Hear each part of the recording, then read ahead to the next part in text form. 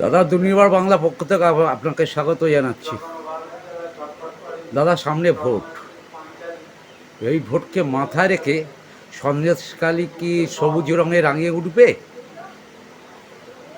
সবুজ রঙে রাঙিয়ে উঠবে কি না উঠবে এই এলাকার মানুষ তার শেষ কথা বলবে। সময় তার শেষ কথা বলবে। সেজন্য আমরা তৃণমূল কংগ্রেসের পক্ষ থেকে বলছি, সন্দেশখালীর মাটি মমতা বন্দ্যোপাধ্যায়ের শক্ত ঘাটে। সন্দেশখালী সবুজের সন্দেশখালী,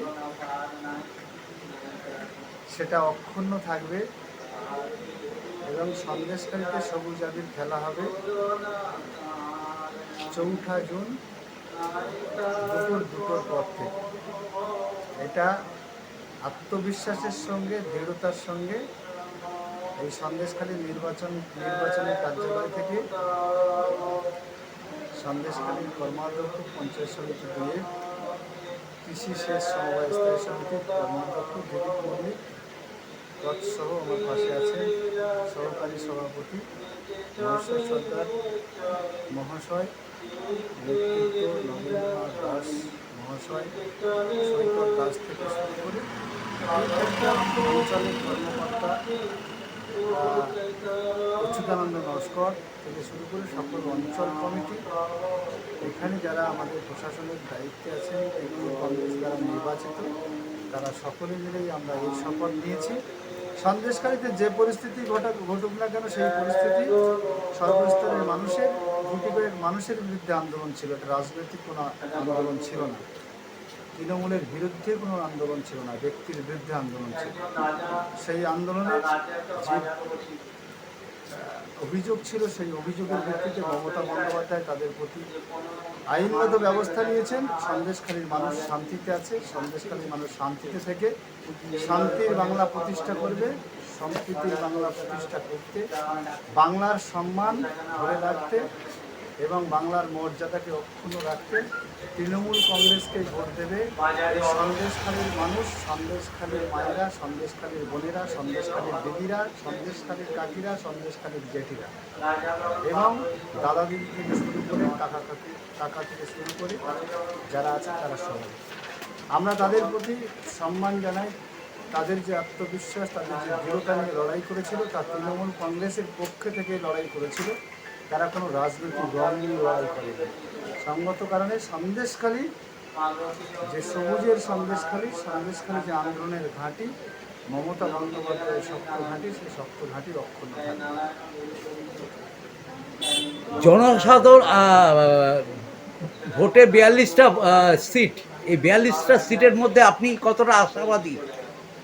দেখুন, আমরা সন্দেশখালীর মানুষ, আমাদের হচ্ছে বসিরহাট লোকসভা কেন্দ্র, সেখানকার নেতৃত্ব আছে এবং আমাদের সর্বভারতীয় তৃণমূল কংগ্রেসের সভানেত্রী মমতা বন্দ্যোপাধ্যায়, সর্বভারতীয় তৃণমূল কংগ্রেসের সম্পাদক অভিষেক বন্দ্যোপাধ্যায় সেনাপতি, তার নেতৃত্বে সারা বাংলা, সারা ভারতবর্ষে তৃণমূল কংগ্রেস যেখানে যেখানে সিট দিয়েছে সেই আন্দোলন সংগঠিত তারা করছেন, উত্তর তারা দেয়। আমরা সন্দেশখালীর মুখ থেকে বলছি, এইখান থেকে নিয়ে যে রাজ্য রাজনীতি এবং জাতীয় রাজনীতিতে যে আন্দোলন হচ্ছে, মিডিয়া যেটাকে দেখানোর চেষ্টা করছে, সেটার কিছুটা সত্যতা হলেও অসত্যতা নিয়েই বিশেষ করে কয়েকটি মিডিয়া যেভাবে মানুষকে বিভ্রান্ত করার চেষ্টা করছে এবং সন্দেশখালীর মানুষের মধ্যে কালিমা লেপন করার চেষ্টা করছে, সেই কালিমা লেপন যেটা করছে সেটাকে মুছে দেবে সন্দেশখালীর শিক্ষিত মানুষরা। কারণ সন্দেশখালীর মানুষ অনেক রাজনৈতিকভাবে শিক্ষিত, অনেকেই নয়। সন্দেশখালীর মানুষ কখন কাকে ভোট দিতে হয় সেটা জানে সন্দেশখালীর মানুষ। তাই মমতা বন্দ্যোপাধ্যায়ের সঙ্গে থেকে মমতা বন্দ্যোপাধ্যায়ের উন্নয়নের প্রকল্প পাওয়ার জন্য বলছে।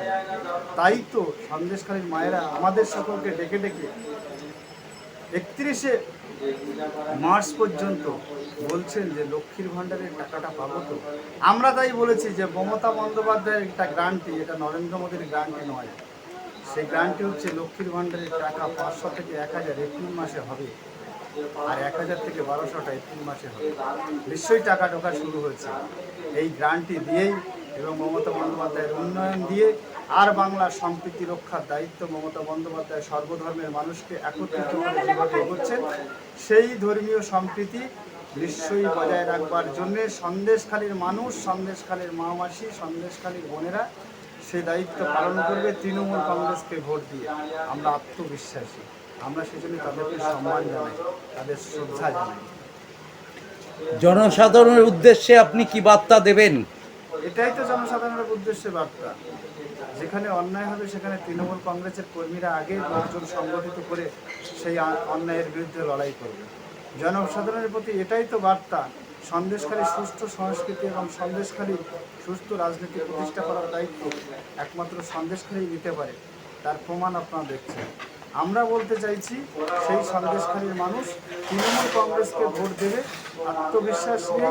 সেই সন্দেশখালীর মানুষ এগিয়ে আসছে, আর তার প্রমাণ গত 31 তারিখ মার্চে আমাদের সর্বভারতীয় তৃণমূল কংগ্রেসের সভানেত্রী মমতা বন্দ্যোপাধ্যায়ের আশীর্বাদ ধন্য প্রার্থী হাজী নুরুল ইসলাম যখন আসলেন, তখন গ্রাম থেকে দলে দলে মানুষ তাকে আশীর্বাদ করবার জন্যে, তাকে দেখবার জন্য, আর এই 1 জুন ভোট দেওয়ার জন্যে তার সামনে এসে বন্দে মাতরম ধ্বনি নিয়ে মমতা বন্দ্যোপাধ্যায় জিন্দাবাদ, অভিষেক বন্দ্যোপাধ্যায় জিন্দাবাদ এই ধ্বনি নিয়ে আর ভোট তৃণমূল কংগ্রেসের দিতে হবে এই আওয়াজ তুলে সন্দেশখালীর বুক কাঁপিয়ে দিয়েছে। সেটা আপনারা দেখেছেন, সারা ভারতবর্ষ দেখেছে, সারা সন্দেশখালী দেখেছে, সারা বাংলা দেখেছে। এর থেকেই তো বোঝা যায় যে মানুষ স্বতঃস্ফূর্তভাবে তৃণমূল কংগ্রেসের পাশে আছে। আর যারা আমাদের নিয়ে বিকৃতি করার চেষ্টা করছে তাদের কাজ তারা করতে থাকুক, নিশ্চয়ই তাদের অসম্মান করতে চাই না। বৃক্ষ তোমার নাম কি, ফলে মিঠে। দাদা আপনার নাম? মহেশ্বর সরকার। আপনি কি পদে আছেন সন্দেশখালীতে? কত বছর আছেন? 2023 ত্রিস্তর পঞ্চায়েত থেকে দাদা সামনে ভোট, এই ভোটের সম্বন্ধে দুটো কথা বলি। সন্দেশখালী আগে যে পরিস্থিতি ছিল, এখনকার পরিস্থিতি কীরকম? আগের চেয়ে এখন পরিস্থিতি অনেক ভালো, কারণ আমাদের কিছু সমস্যা ছিল, সেই সমস্যা সমাধান হয়ে গেছে। কারণ যাদের বিরুদ্ধে সমস্যা ছিল তাদেরকে এখন জেল হাজতে, সুতরাং মানুষ যেটা নিয়ে আন্দোলন করেছিল তার যখন নিরসন ঘটে গেছে, তারপর থেকে মানুষ আস্তে আস্তে তৃণমূল কংগ্রেসের দিকে আসা শুরু করেছে। সেটা 31 মার্চ আমরা দেখেছি, যেহেতু জনগর্জন সবাই আমাদের প্রার্থী হাজী নুরুল ইসলামের সমর্থনে যে সভা হয়েছিল, এই সভায় প্রচুর লোক এসেছিল। কারণ তার মধ্যে আমাদের এই সভার উদ্যোক্তা ছিলেন যে কৃষির কর্মাধ্যক্ষ মাননীয় দিলীপ মল্লিক মহাশয়। উনি আসায় মানুষ অনেক সাহস এবং দুর্বল ওদের অনেক বেড়েছে, এবং যাতে করে অনেক পরিবর্তন হয়েছে। যারা আন্দোলন করেছিল তারা আবার ঘুরে এসছে, আগামী দিন আরও ঘুরে আসবে, এবং যাতে করে হয়তো অনেকে মনে করেছিল ফল খারাপ হবে, কিন্তু ফল খারাপ হবে না। কারণ তার চেয়েও আরও বেশি হতে হবে কংগ্রেস থেকে দেবে। সন্দেশখালী আগে যা ছিল এখন তার থেকে কি পরিস্থিতি ভালো হয়েছে না খারাপ হয়েছে? হ্যাঁ, পরিস্থিতি ভালো হয়েছে। আমি তো বললাম তো, কারণ যেহেতু কৃষির কর্মাধ্যক্ষ ঠিক আছে, যে উনি যে একটা সাংগঠনিক একটা ভালো অবস্থায় আছেন এবং ভালো পরিচিতি, এবং আমরা দেখেছি ওনার যে রাজনৈতিক পরিকাঠামো, সেই অনুযায়ী জনসংযোগ করার যে বার্তা ওনার মধ্যে খুব ভালো আছে। দীর্ঘদিন বাইরে থাকা, যখন এখানে এসছেন তখন কিন্তু আমাদের তৃণমূল কংগ্রেসের যে চেহারাটা পাল্টে গেছে। আপনারা এই যে পার্টি অফিস দেখছেন, তারা যে ক্লাব ডিস্ট্রিক্ট আসার পর থেকে আস্তে আস্তে বাজারে ক্লাব, তারপরে পার্টি অফিসে ক্লাব, গ্রামে ক্লাব, প্রত্যেকটা বাড়িতে বাড়িতে ক্লাব কিন্তু উঠছে। সেই জায়গায় যে সবুজের যে অভিযান, সবুজের যে বার্তা, আস্তে আস্তে মমতা বন্দ্যোপাধ্যায়ের যে একটি প্রকল্পের মধ্যে দিয়ে আজকের এই সন্দেশখালীর যে কন্যাশ্রী, রূপশ্রী, যুবশ্রী, লক্ষ্মী ভাণ্ডার, এটা কিন্তু আস্তে আস্তে অনেকে হয়তো হতাশ হয়ে গেছিল, আর পাবে কি পাবো, সেটা যেহেতু দিদি ঘোষণা করে দিয়েছে, যেহেতু এপ্রিল থেকে যারা 500 টাকা পেতো তারা 1000 টাকা করে পাবে, আর যারা 1000 টাকা পেতো তারা 1200 টাকা করে পাবে। এই আজ থেকেই ঢোকা শুরু হয়েছে।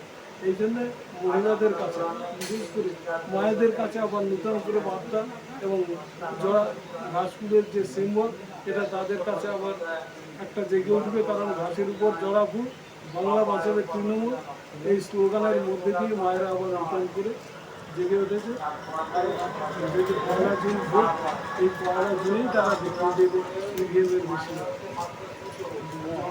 জনসাধারণের উদ্দেশ্যে আপনি কি বার্তা দেবেন? জনসাধারণ যেহেতু বাংলার অগ্নিকন্যা মমতা বন্দ্যোপাধ্যায় 2011 সাল থেকে যে 702টা প্রকল্প দিয়েছে, সাধারণ মানুষ কখনো কোনোদিন ভুল করে না। আজকে কন্যাশ্রী, কৃষকবন্ধু, বার্ধক্য ভাতা, বিধবা ভাতা, সমবেতী, সবুজ সাথী, সমস্ত ধরনের প্রকল্প, এতে করে জনগণের কাছে, সব শ্রেণীর মানুষের কাছে, দুষ্কৃত মানুষদের কাছে এই প্রকল্প চলে গিয়েছে। তাতে করে জনগণের যে একটা আলাদা আকর্ষণ, আলাদা গুরুত্ব থাকবে। কারণ দিদি যতদিন আছে আমাদের যেই প্রকল্পগুলো থাকবে, কারণ দিদি তো ঘোষণা করেছিল আয়লার চাল, আমি যতদিন ক্ষমতায় থাকবো ততদিন আয়লার চাল বন্ধ হবে না, ততদিন আয়লার চাল দিয়ে দেবে। এই বার্তা সাধারণ মানুষের কাছে যাচ্ছে এবং পাচ্ছে, শুধু যাচ্ছে না, পরিষেবা পাচ্ছে। এই পাওয়ার সুবাদে আগামী দিনে যেহেতু এই যে লোকসভার ভোটে তারা সবাই তৃণমূলকে ভোট দেবে এবং আমাদের প্রার্থী হাজী নুরুল ইসলাম যারা ঘাসফুল চিহ্নে দাঁড়িয়েছে ওনাকেই সমর্থন করবে এবং ওনাকেই ভোট দেবে। ধন্যবাদ আপনাকে।